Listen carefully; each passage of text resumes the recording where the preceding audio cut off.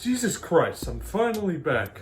Well, I'm back here making reviews again on retro video games, and I was supposed to kick off the second season in September, but then Hurricane Ian came by and knocked that idea out of proportions. But now I'm finally back, and I'm here to make some game reviews. Not the way I'd like to start, but hey, looks like we'll be doing a Halloween special to kick off the season. So what game are we reviewing? Well, this was a game I wanted to review since Season 1, but then I got COVID, and that got knocked out of the way, and then the next episode I would do would be Super Mario Brothers. In this season of this series, we're going to be reviewing a lot of games that I was planning on reviewing the first season. Not everything, but we'll be reviewing most of the ones I wanted to review last season. So I can't wait for you guys to see this. And so now, the game I was going to review was... Hold on. Where's my game at?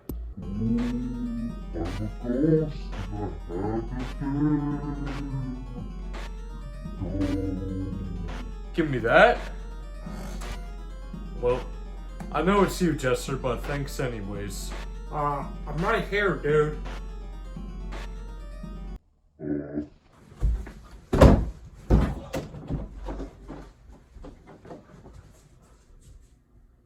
Man, this holiday is whack. Almost as wacky as your haircut, bro. Is this really all you're made for? Just here to sit down and make fun of me? Yeah? What else am I supposed to do? Talk about the games you're reviewing? What am I? You want me to be the game dude now? You want me to be so rude and have a bad attitude? Yes, what did you think this was? Jersey Shore? Man, just stop talking about how mentally challenged I am and just review your stupid game. Anyways, me, Janus, and the old man are gonna go to Busch Gardens to go punch some clowns at Jump Scare, so bye! Oh hey, can you unclog the toilet while I'm gone? You see, I had some Vietnam era MREs and oh boy, well, spaghetti and meatballs not aged well. Well, thanks, bye! Man, just do it yourself. I got a review to do. If you disrespect me again, I will turn your head into my Halloween pumpkin. Got it, Private? Okay, sure, just put the gun down. I'll do it. Good. Now get over there, I'm gonna clog that toilet. Jesus, I can't get a break in this place. I don't know what it is. Let's just get into the review.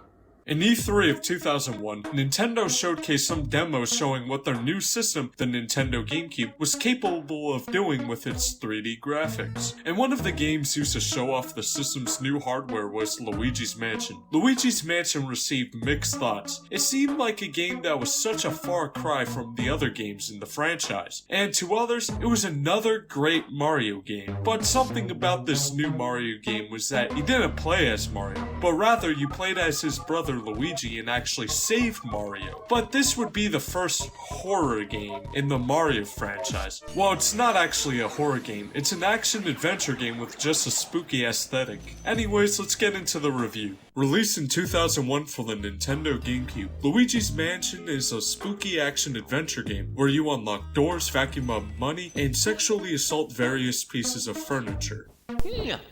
Oh yeah. Before marriage as well?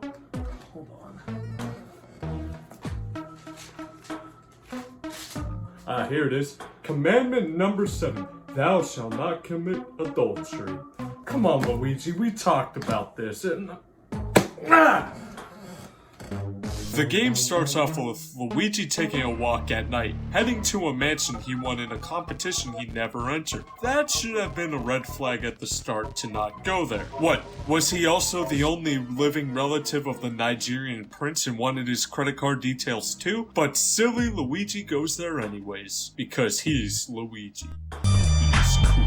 He also invites Mario to come and see it so he can rub it into his face and show him he really isn't a loser anymore. And that Mario will be a loser living inside of a huge mushroom like a stupid blue Smurf. So Luigi walks into the mansion and all the lights are off and what's this? A floating key? Luigi, get out of here, this place is haunted! So, Luigi grabs the key and enters a room where he is then jump scared by a ghost. Scared for his life, he craps himself and dies. I'm kidding. A small old man named Professor Elvin Gadd sucks up the ghost with his invention, the Poltergust 3000. You know, this kind of seems familiar. Hold him up there, he's gonna move, hold him up, go! Yeah, I kind of think Luigi's Mansion was a little bit inspired off of Ghostbusters, but I could be wrong. Anyways, Gadd tells Luigi he lives in the house lab just outside of the mansion where he researches ghosts. He tells Luigi how he has been living in the lab since he was 20, and begins talking about his time in the second world and seeing all of his friends die in front of him. But Gadd reveals a very strange piece of information. The mansion they're standing in right now just appeared only 3 days ago. Holy crap! They have good construction companies.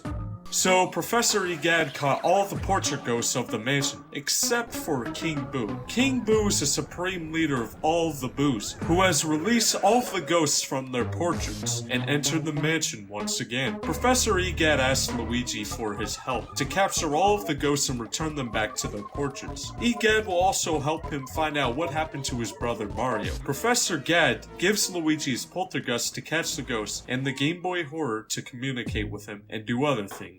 And fun fact, the Game Boy Horror is actually based off of the Game Boy Color.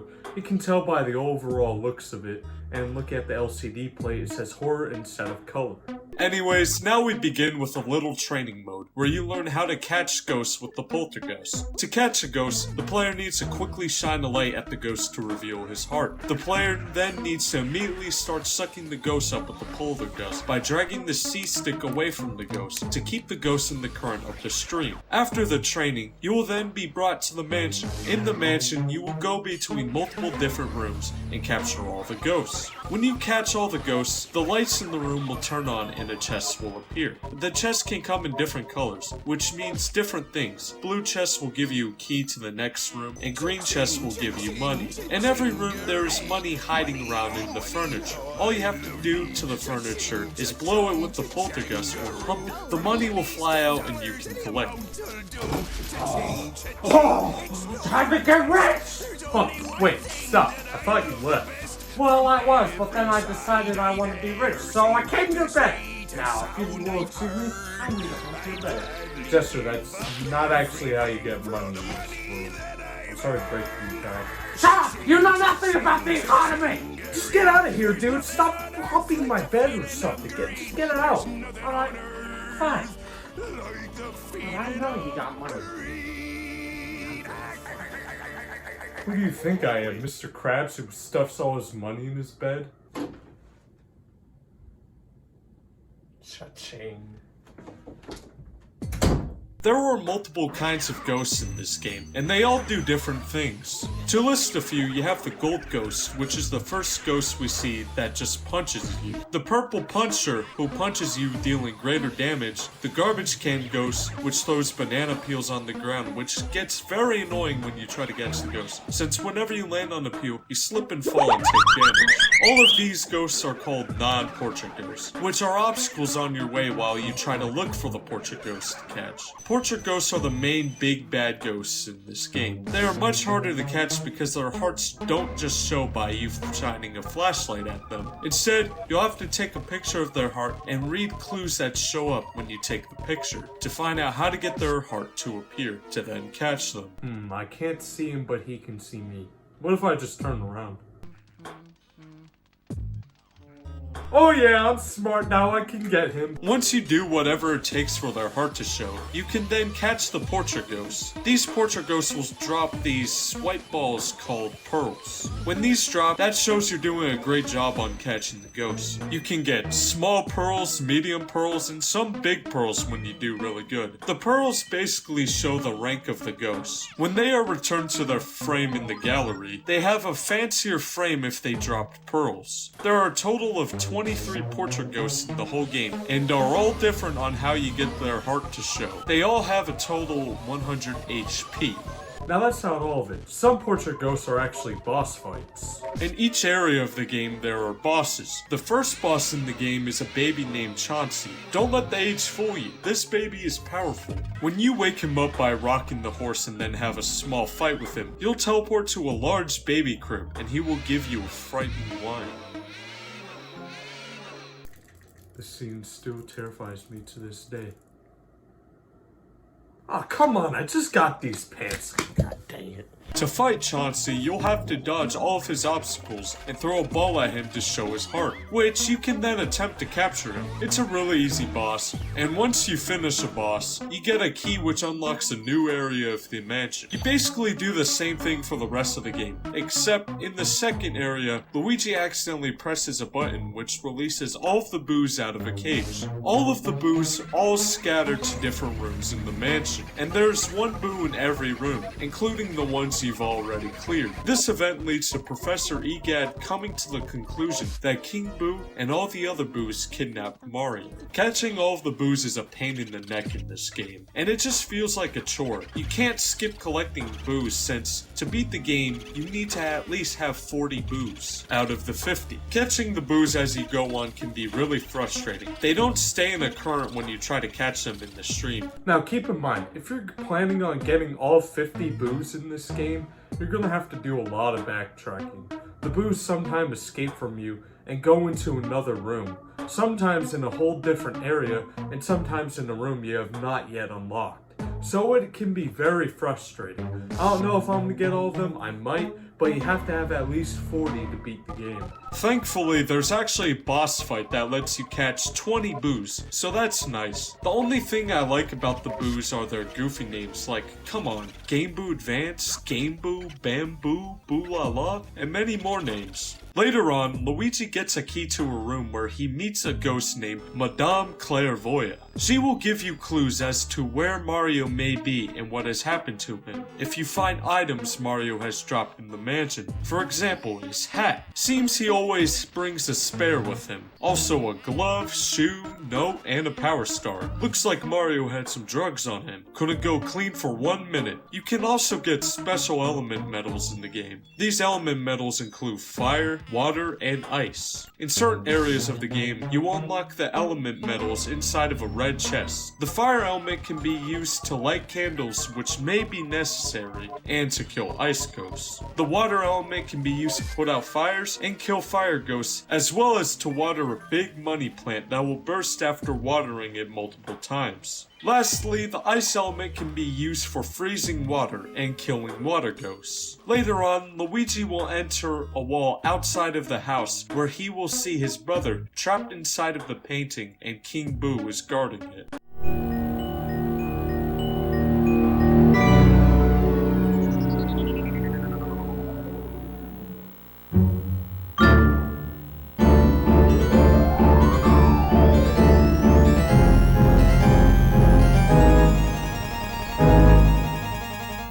Now that's pretty much the whole premise of the game. All there's left to do is get at least 40 boos in the game and clear all the rooms. I absolutely love what they did with the music in this game. They put that spooky synthesizer piano track to really fit with the mood of a spooky adventure game. This soundtrack plays whenever Luigi is in a ghost-infested area, and he will actually hum to it sounding like a scared little boy who lost his mom while trick-or-treating. When the area is no longer filled with ghosts, the soundtrack will transition to Luigi whistling the theme of the game. Something else that's also neat is that when you are low on health, Luigi will be humming the theme more cautiously and more out of tune. Now onto the graphics of the game. As stated before, Luigi's Mansion was a game used to show off the power of the Nintendo GameCube. And well, the graphics in the game are beautiful. The lighting is spot on. In the game, the player is surrounded by darkness, and even when the lights are turned back on, it still keeps that dark tone and isn't overly saturated, and still holds that haunted look. The models are great as well. Luigi looks good, and some models like Chauncey look absolutely terrifying. The animations are pretty good as well, especially with the animation of trying to catch a ghost. Oh boy, let's talk about them controls.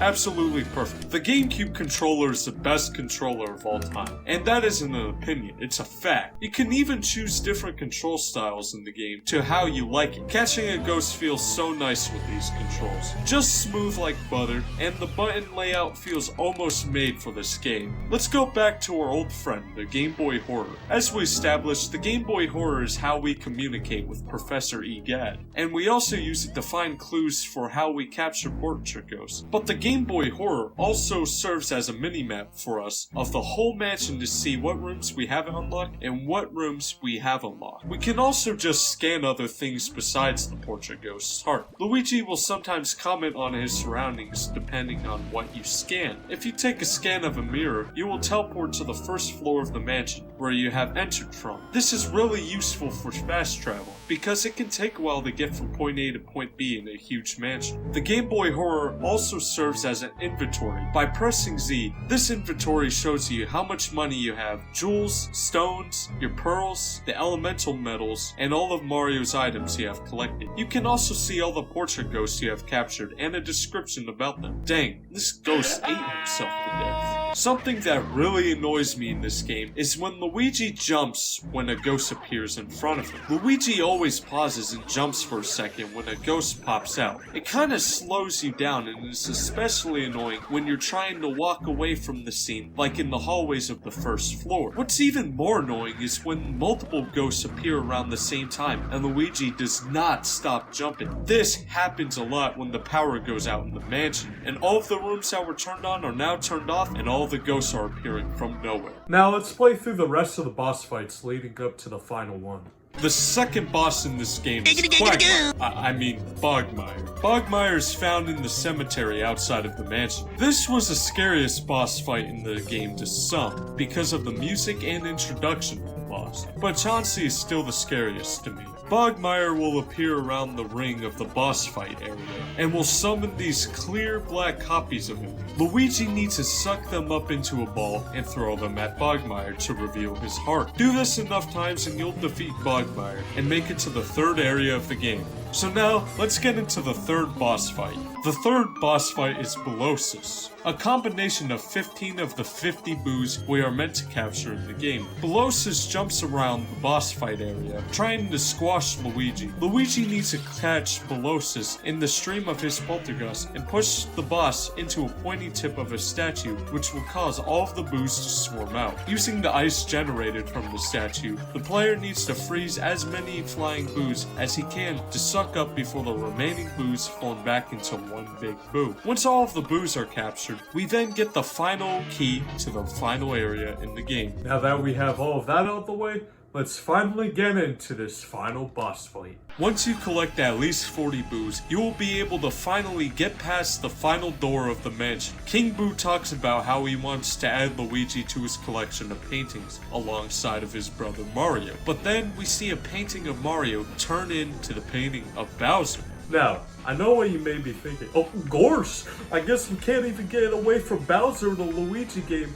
Well, it's not actually Bowser, it's actually King Boo possessing Bowser's dead body. It's really messed up when you think about it. Luigi then appears on top of the roof of the mansion in a weird flaming dimension, saying to the other boss fight. Bowser jumps down and we're now on to an epic boss fight with even more epic music.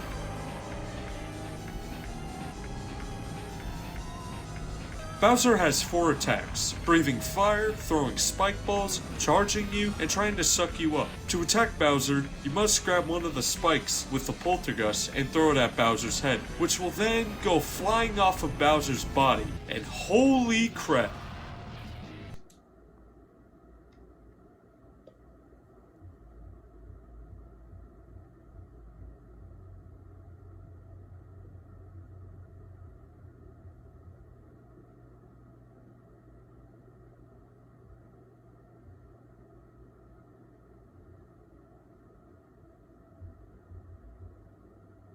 I think I changed my mind about this not being a horror game.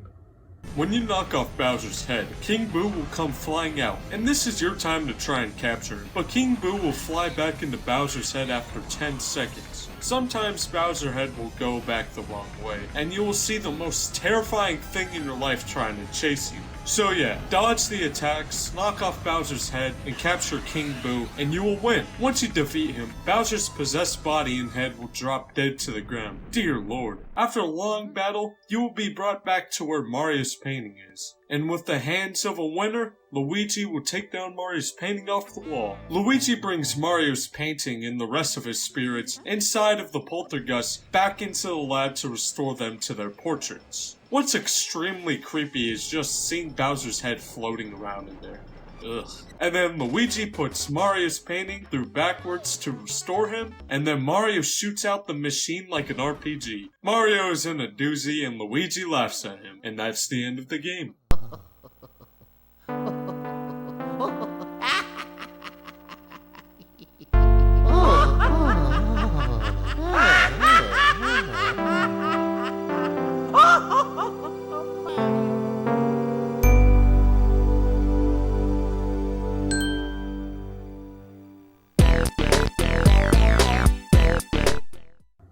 That's a nice little wholesome ending. I really love the ending of this game. It might be very simple, but it's so wholesome. It just brings back memories. It's so nice to see this.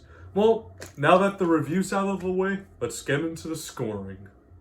Say welcome to our new scoring system. I made a few changes, both aesthetically and how things will be done from here on out. I will no longer be talking about why I gave it the scoring it got, since I pretty much already talk about each of these features in the games we review. So, it should save both of our time. Anyways, for those of you who are new to this series, here's the score system. Graphics are scored from 0 to 10, music and audio 0 to 20, story 0 to 25, gameplay and features 0 to 30, and controls 0 to 35. This all adds up to 120 points total. I give the graphics and visual appearance of Luigi's Mansion a 9 out of 10, music and audio a 15 out of 20, storyline a 20 out of 25, gameplay and features a 25 out of 30, and controls 30 out of 35. With everything all added up, we get a total score of a 99 out of 120, giving it the percentage of an 83% and the letter grade of a B.